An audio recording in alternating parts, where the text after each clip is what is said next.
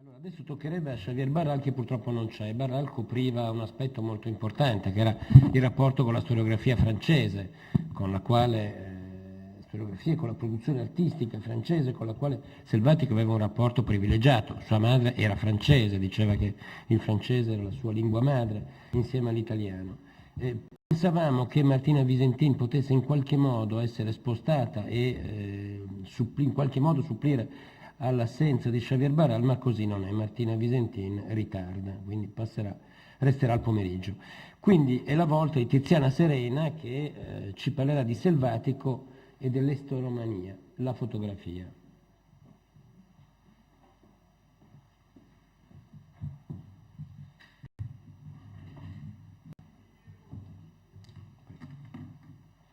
Tutti rifiutano il palchetto.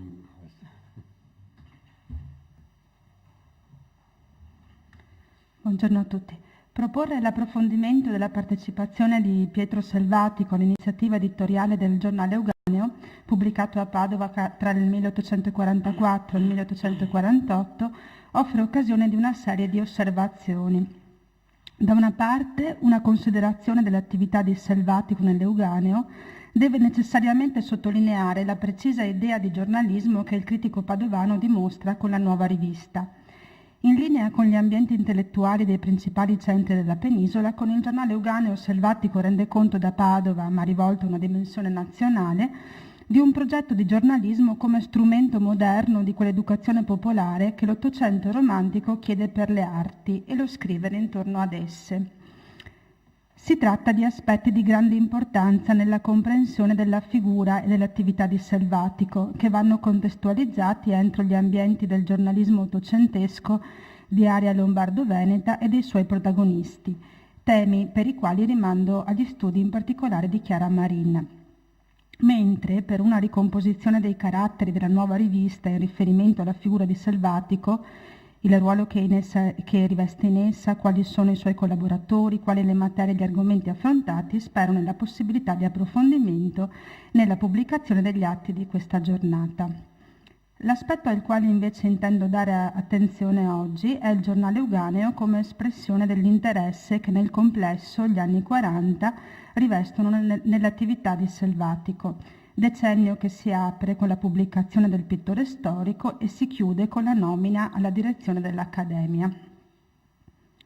E delle diverse possibili prospettive di ricerca intendo soffermarmi sull'importanza che nel pensiero di Selvatico rivestono a partire da questi anni i contatti con i contemporanei francesi. Selvatico inizia la rubrica dedicata nel giornale Euganeo alle arti con la recensione di un testo francese, i 2 volumi del 42 dell'Arena Allemagne di Hippolyte Fortulla. Selvatico manifesta così, invitando a guardare insieme a Francia e Germania, la volontà di aprire la rivista verso quei paesi d'oltralpe che negli ultimi decenni si erano affermati come i nuovi protagonisti della produzione artistica e della discussione intorno ad essa.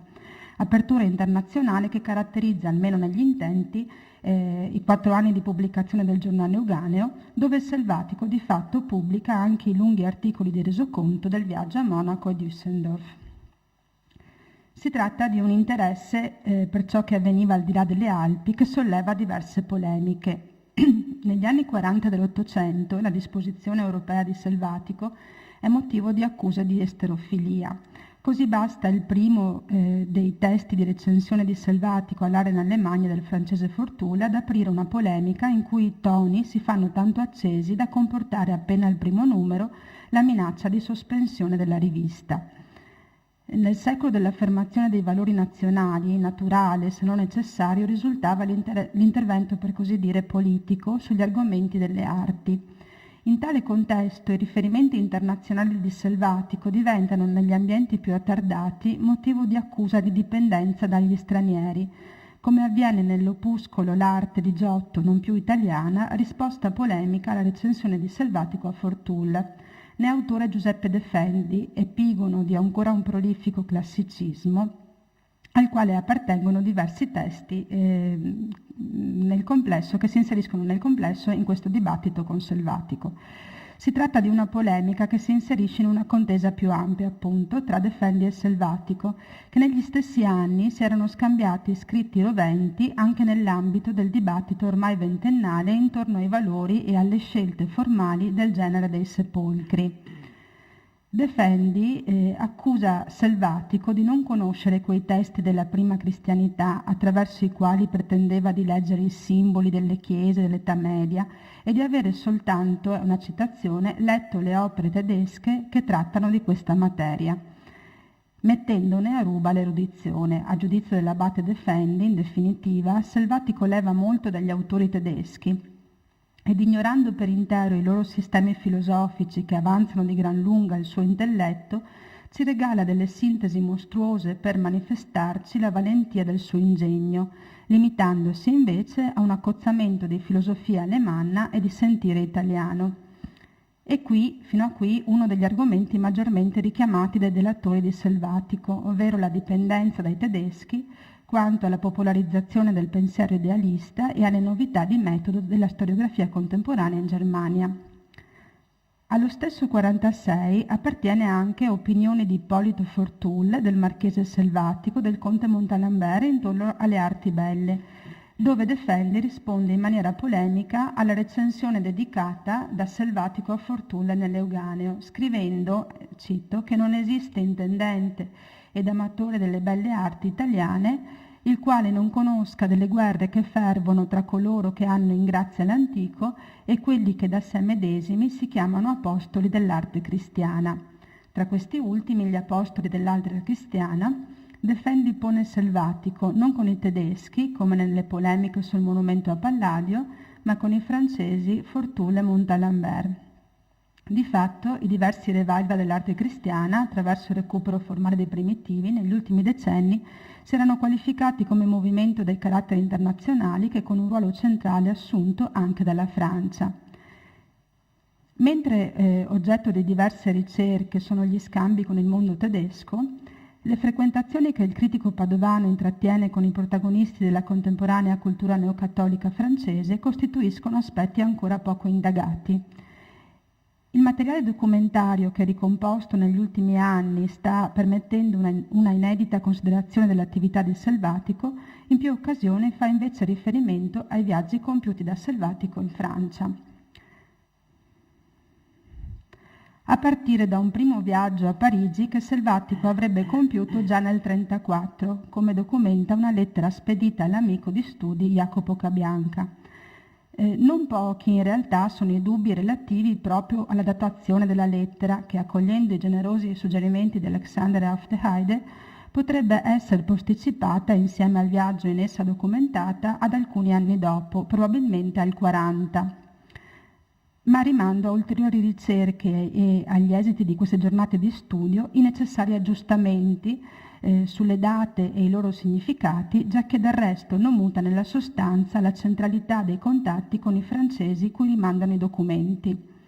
In quella lettera Selvatico scrive all'amico vicentino, suo compagno negli studi di legge a Padova, di frequentare importanti salotti letterari, occasioni nelle quali incontra alcuni dei molti esponenti della cultura italiana che in quegli anni vivevano a Parigi. Oltre che mostrarsi attento osservatore della produzione pittorica moderna, per quanto riguarda la storiografia contemporanea, Selvatico si rammarica che in quel periodo mancasse da Parigi Raoul Rochette. Inoltre Selvatico scrive a Cabianca, che con lui sarà collaboratore del giornale Euganeo, del rammarico di non poter incontrare Montalembert e Riot, che in quel periodo non si trovavano nella capitale francese, magari per un viaggio lungo proprio la nostra bella Italia. Nel nominare i due ancor giovani francesi tra gli incontri che sperava di fare a Parigi, Selvatico si dimostra particolarmente informato su quanto stava avvenendo nei più aggiornati ambienti europei. Se ci si attiene la data del 1934, per quel viaggio raccontato da Selvatico, in quell'anno Montalembert e Riot, presto teorici del rinnovamento dell'arte sacra in Francia, non avevano ancora scritto i loro testi fondamentali. D'altra parte, prima del viaggio francese di Selvatico, che sia 34 o 40, all'aprirsi del decennio, Rio e Montalembert avevano però viaggiato insieme attraverso le principali città italiane, occasione durante la quale Selvatico potrebbe averne fatto conoscenza diretta. Montalembert giunge in Italia nel dicembre del 31, al seguito di Lamennais, allo scopo di appellarsi al Papa a favore della ripresa della pubblicazione del Cattolico Avenir. Durante il viaggio Montalembert e Lamennais soggiornano in Toscana, dove visitano Lucca e Pisa, città nella quale vengono ospitati grazie ai contatti col VSE. A Firenze Montalembert incontra Riot, che già nel 30 aveva soggiornato un lungo periodo in Italia, in Toscana e soprattutto in Veneto, il primo per Riot di una lunga serie di viaggi nella penisola. Insieme Riot e Montalembert soggiornano a Roma, dove cercano l'incontro con quei pittori tedeschi che da quasi un ventennio proponevano una nuova pittura sacra. Dopo Roma e Napoli, Montalembert e Riot risalgono verso nord, si fermano nuovamente a Firenze, ma anche a Bologna e Ferrara. Infine, prima di rientrare, i due francesi concludono il lungo viaggio in Germania, dove in particolare visitano Monaco. Durante il tour italiano, che dalla fine del 31 si protrae fino all'estate del 33, frequenti devono essere stati i contatti tra i due critici francesi e i protagonisti della cultura della penisola. Oltre a VSE, in Toscana, Riot e Montalembert incontrano in particolare Nicolò Tommaseo. Così, ad esempio, appena giunto a Roma, mentre nel 32 con Montalembert stava attraversando l'Italia, subito Riot scrive a Tommaseo degli incontri con i tedeschi e dell'importanza dell'apprendimento della loro lingua. Nel complesso, riccamente documentata la frequentazione del francese Riot con Tommaseo, a partire da quei primi soggiorni in Italia all'aprirsi degli anni 30. Un decennio dopo, nel 43, in un articolo indirizzato a Riot, Tommaseo elogia la tela che l'udinese Giuseppini aveva esposto all'Accademia.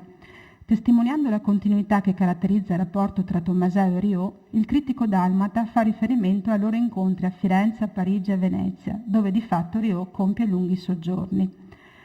Proprio a Selvatico, Tommaseo aveva chiesto un articolo su quello stesso dipinto di Giuseppini. Parte di un inedito carteggio che documenta i rapporti diretti tra Selvatico e Tommaseo, quest'ultimo ad esempio egli stesso coinvolto nella redazione dell'Euganeo, la lettera è importante testimonianza del ruolo da protagonista che l'intellettuale dalmata riconosceva per le arti al critico padovano. Nella risposta, nell'agosto del 43, Selvatico scrive a Tommaseo molte cose a Riot quando lo vede. Quando mi rincresce di sentirlo così malato, subito che io sia... Molte cose a Riot quando lo vede, quando mi rincresce di sentirlo così malato, subito che io sia ristabilito sarò a Venezia per vederlo. Intorno a Tommaseo si stringe così la trama di un tessuto di frequentazione che conduce Selvatico alla conoscenza diretta con il francese Riot. Del resto è lo stesso Riot, in una lettera indirizzata da Bologna a Tommaseo, a dare come recapito proprio la casa di Selvatico. Nella lettera, che presumibilmente appartiene ai primi anni 40, il critico francese chiede a Tommaseo di aiutarlo a trovare sistemazione a Venezia e di indirizzare la risposta a Padova chez Selvatico. Il rapporto diretto che emerge tra Selvatico e Riot, di tale familiarità che nella casa dello studioso padovano il critico francese veniva ospitato durante i suoi soggiorni veneti, porta una prospettiva nuova nella considerazione della figura del marchese.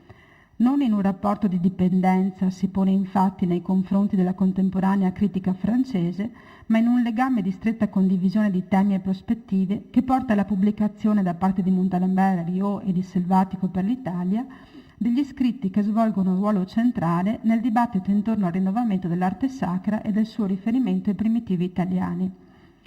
Nel 1836 a Parigi vengono pubblicati i testi che dalla Francia segnano la moderna popolarizzazione della pittura sacra dei primitivi italiani, l'Histoire de Sainte Isabelle d'Hongrie di Montalembert e la Poésie chrétienne da son principe di Riot. Nel 1937 Montalembert, nella recensione al testo di Riot, mentre commenta la centralità assegnata alla pittura di Giotto nell'arte sacra, cita l'opuscolo molto interessante che l'anno precedente Selvatico aveva pubblicato sulla cappella degli Scrovegni. riconoscendo il ruolo di novità che con lo studio degli affreschi padovani di Giotto il Marchese assume nel contesto critico della penisola, Montalembert raccomanda il testo di Selvatico comme le seul que nous ayons rencontré in Italie, où l'art du Moyen Âge soit assez bien apprécié. Riferimento al Selvatico da sottolineare per la precocità, documento di una conoscenza comunque precedente a quel 40 al quale potrebbe essere posticipato il viaggio di Selvatico, e per l'apprezzamento che Montalembert rivolge al critico padovano quanto al ruolo nello studio dei primitivi. In definitiva, rimandando ad altre precisazioni in occasione degli atti, ciò che intendo sottolineare è come nell'ambito dei principali interessi che percorrono la sua attività, Selvatico trova i giusti interlocutori nei francesi, rispetto ai quali svolge per l'Italia un percorso parallelo, e sono anche i francesi a darne conferma. Infatti, molto più avanti, nel 1872, è lo stesso Riot ad assegnare al Selvatico un ruolo centrale nella diffusione delle sue idee in Italia. Riot parla del critico padovano come fratello d'armi, autore di scritti importanti come il Manuale dell'Education de l'Artiste e promotore del giornale da lui stesso fondato con il titolo del Giornale dell'Euganeo. D'altra parte, negli scritti di Selvatico si riscontrano anche alcune significative prese di distanza da Riot. In una delle lettere della polemica con Rosini, Selvatico invita alla lettura del suo pittore storico. In esso mi feci rispettoso oppositore a molte delle massime di Riot e specialmente alla soverchia guerra che gli mosse al naturalismo, giudizio con i quali Selvatico si pone in linea con la critica che Rumor, nelle note della traduzione italiana della poesie chrétienne, aveva rivolto a Riot. Si tratta di uno scarto dalle posizioni in particolare di Riot che anche i contemporanei registrano.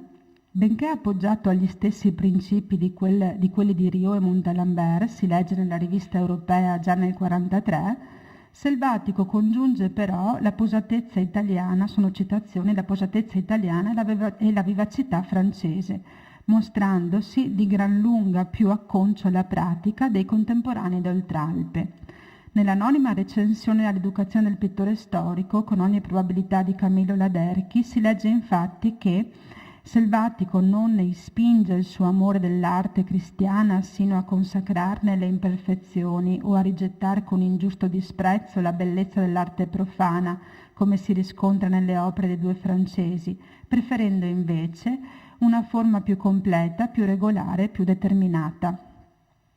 Ricco di nuovi e molteplici significati, appare a conclusione di questi ragionamenti quell'avidissimo e presto a ricettare tutto che senta dallo straniero con il quale Selvatico viene apostrofato da Defendi.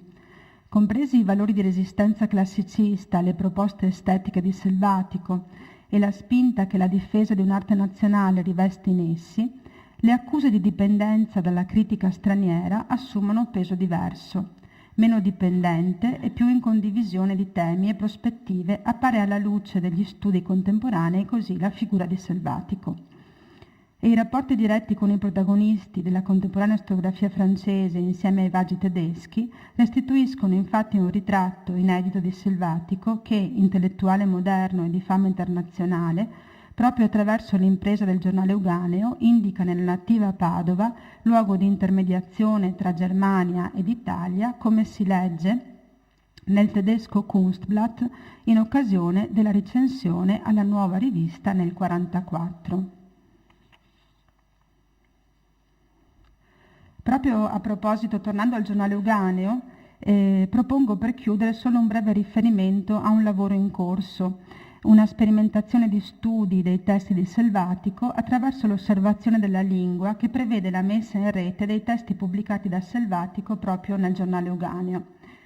Già nel corso dei miei studi di dottorato avevo lavorato insieme ad Alexander al popolamento di una banca dati per l'indicizzazione dei testi di Selvatico, sviluppata da Umberto Parrini per il laboratorio L'Arte della Scuola Normale di Pisa. sperimentazione in cui lo sforzo era stato indirizzato a un lavoro di soggettazione dei testi di Selvatico, strumento che si poneva come obiettivo quello di dare un sistema di chiavi di accesso ai testi, una possibilità di orientamento nella ricchezza e nella copiosità della produzione dell'autore padovano. Abbiamo tempo di guardarlo un momento? Sì.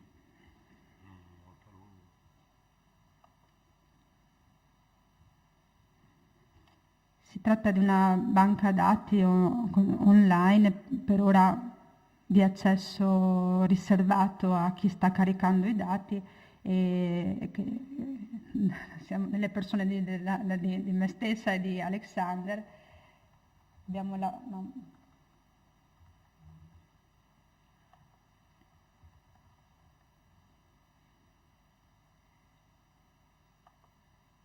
si tratta di un sistema in sostanza di indicizzazione dei testi di Selvatico. Non prevede il caricamento dei testi, ma lo sforzo, come dicevo, è stato quello di creare un sistema di soggettazione dei testi stessi, in maniera da dare in qualche maniera un orientamento nella grande mole della produzione del Selvatico. Ad esempio,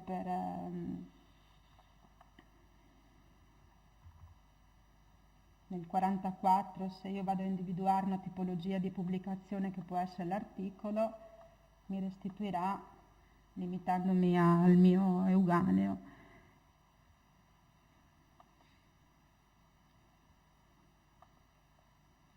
in cui le informazioni raccolte riguardano appunto un indice di nomi, cose notevoli. Questo è il lavoro fatto con la normale.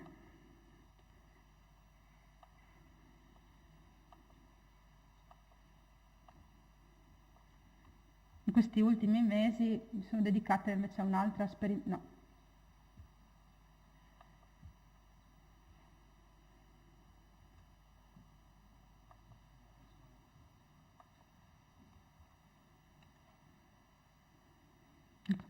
Mi sono dedicata invece a un'altra sperimentazione che prende la strada invece dello studio della lingua di Selvatico. La collaborazione tra l'Università di Udine e la Fondazione Memofonte di Firenze, in linea con altri progetti condotti dalla stessa Memofonte, ha permesso di avviare una seconda sperimentazione sull'opera di Selvatico, un database che sceglie la strada dell'indicizzazione dei lemmi, delle scelte lessicali che caratterizzano i testi di Selvatico, a partire ancora, nel mio caso, dagli articoli pubblicati nel giornale Euganeo. Si tratta di un primo osservatorio sulla lingua per la didattica e la critica delle arti di uno degli autori protagonisti dell'Ottocento, a partire dagli anni 40.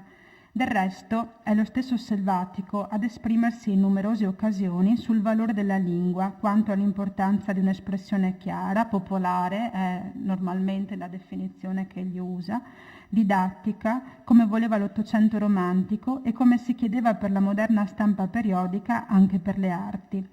Nel complesso si rileva una lingua caratterizzata da una grande abbondanza di riferimenti ai valori del significato, in particolare in senso morale, e con limitata attenzione e interesse per gli aspetti invece della forma. Si tratta del resto di caratteri che sono stati osservati anche proprio per il francese Riot, tornando alla nostra dipendenza, o comunque strade parallele con i francesi, in particolare da Paul Tucker nella voce biografica per l'Institut National d'Histoire de l'Art.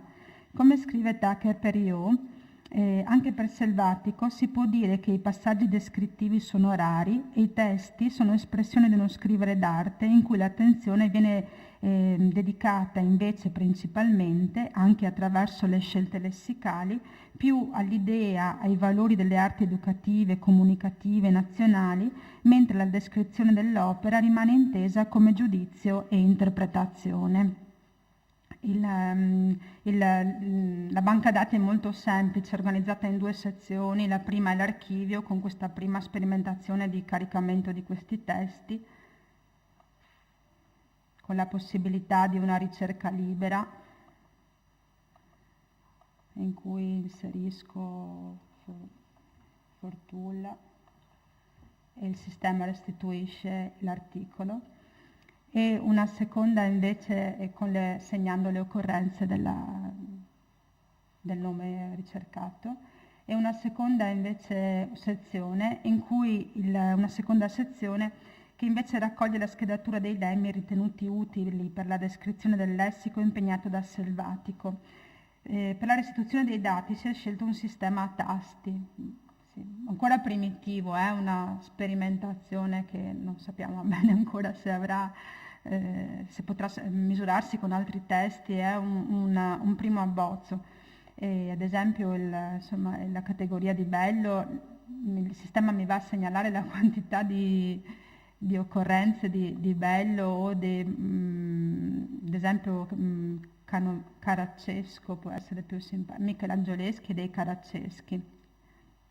I naturalisti, cioè il sistema restituisce, quello che restituisce è una prima preview del passo in cui la parola e l'occorrenza che sto cercando ricorre, e quindi i naturalisti alla Caraccesca. Poi il sistema mi permette di aprire la scheda, di segnalare la citazione e poi di aprire invece quello che è l'articolo.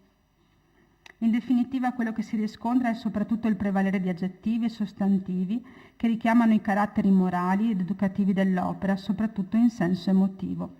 Così protagonisti sono le coppie idea, natura, concetto, materia, bello e vero, in cui il bello non poteva che essere qualificarsi come morale, il vero come spirituale.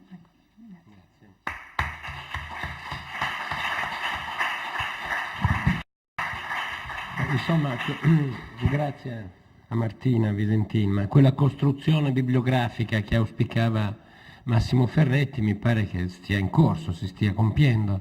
Questi sono i primi passi importanti. A chiusura di questa sessione sull'esterofilia vi chiederete tutti, ma la Germania, il mondo tedesco, come mai non viene citato? Così importante per Selvatico. Di fatto a questo noi dedicheremo buona parte della mattina di domani parlando di Venezia e Vienna. Molti dei rapporti con il mondo di lingua tedesca, come ci dirà domani Alexander auf der Heide, passano attraverso l'Austria. Bene, stamattina abbiamo concluso, purtroppo non c'è lo spazio né per le domande né per un'eventuale discussione. Ora per i relatori c'è un piccolo lunch nella sala del biliardo che sta qui in fondo a sinistra, per gli altri arrivederci alle 2. Grazie a tutti.